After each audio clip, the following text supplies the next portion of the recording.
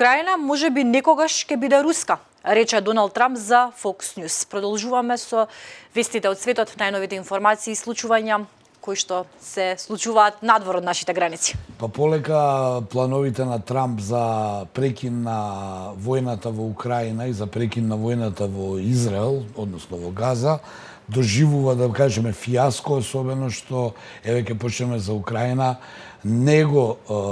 успеа да го реализира, не можеше или не сакаше или не му е гајле, сега можам така да се изразам, а дента кога ќе станам председател за 24 часа ќе прекине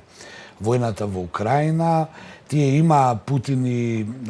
Трамп разговори изминативе 2 дена телефонски, но очигледно тој разговор не вроди со плод, особено што Трамп вчера се пофали дека разговарал со Путин, не давајќи детали за тоа што разговарал, а Путин се уште се нема произнесено дали разговарал и што е разговарано. Според последните информации, ставот на Москва е јасен, доколку не се излезе со барањата на Русија и на самиот руски председател Путин, нема ништо од запирање на војната во Украина, а Трамп некако како да се дефокусира оваа приказна кон нешто друго, а тоа е бара американската, значи бизнесменски пристапува, бара американската помош која ја добива украинците изминативе 3 години, која треба да ја добиваат се уште. Очигледно е во интерес на правење на производство и продажба на американско оружје и воена опрема. Бара таа помош да биде во замена за ретките минерали кои ги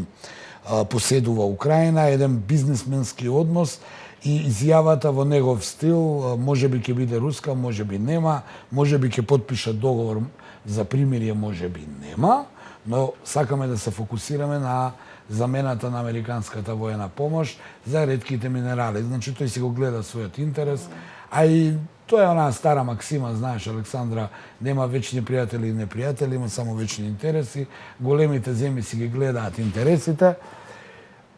И Украина некако продолжува да биде жртва на целата оваа политика на големите сили, од руска до американска, до не знам веќе која. Како и да е, некако песимистички звучи село ова. Значи, ветувањето дека ќе ја запре војната во Украина сега за сега не вродува со никаков плод. Повторно ќе кажам, не ги знаеме деталите. Имаше некои шпекулации од тие разговори дека барањата на Путин остануваат максималистички, не попушта, а Трамп очигледно не е во состојба да му ги исполни. И како да полека сака да се тргне малку од посредувањето во Украина. Од друга страна, почнува со овие царини, значи повторно велам бизнесменски, бара замена на американската воена помош за која дава во оружје и воена опрема и сите тие финансиски средства во замена за ретките минерали и паралелно воведува сад за 25% царини за сите земји во светот,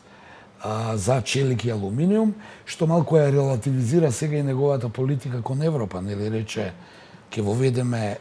царини кон Европа, а сега вели ќе воведеме царини, ова се однесува на сите држави, па веројатно сега тоа малце поубаво звучи и на Европа полесно ќе и дојде. И покрај тоа што и Кина и Европската унија веќе најавија контрамерки кон Трамп, и сега ќе видиме дали Трамп дали Трамп и Соединетите американски држави колку и да се силни, не можат со целиот свет да војуваат, зборуваме трговски, со трговска војна, па ќе видиме како сето тоа ќе испадне. Трамп се закани за прекин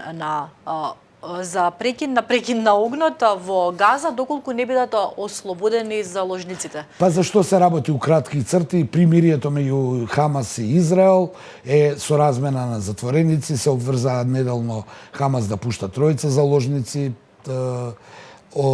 Израел да пушта околу 90 на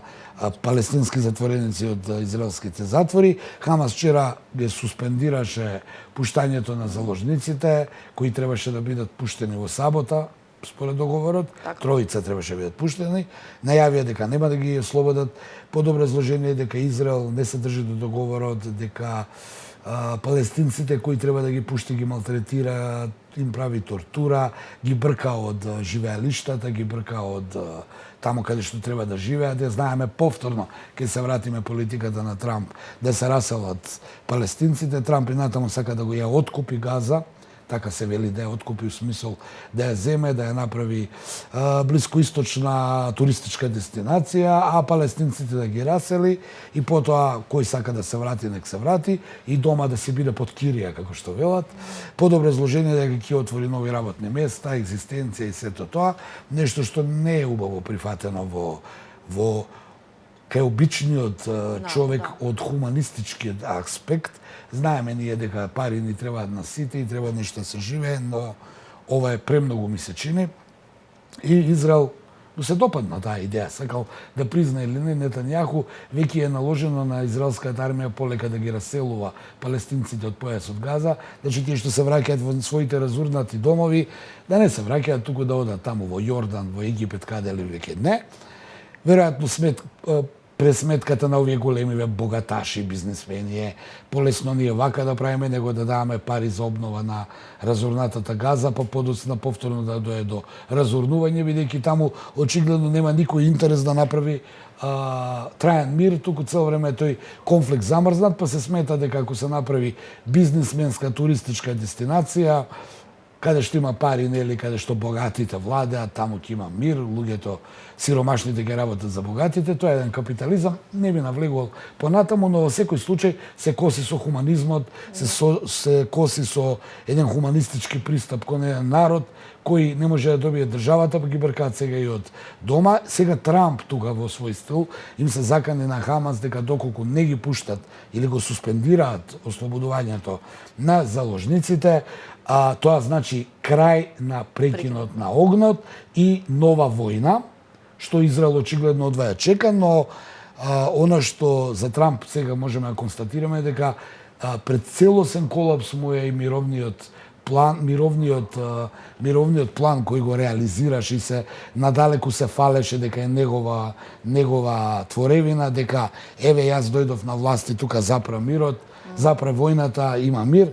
ќе му дојде до целосно препаѓање на овој мировен предлог. И сега што имаме да сумираме од целиот овој разговор во интерес на времето, се она што вети или беше половично или воопшто не успее да го реализира, зборуваме за овие акутниве и ургентниве работи како што е војна, нели, за да има некој напредок прво треба војната да запре. Значи и во Украина и во Газа сега за сега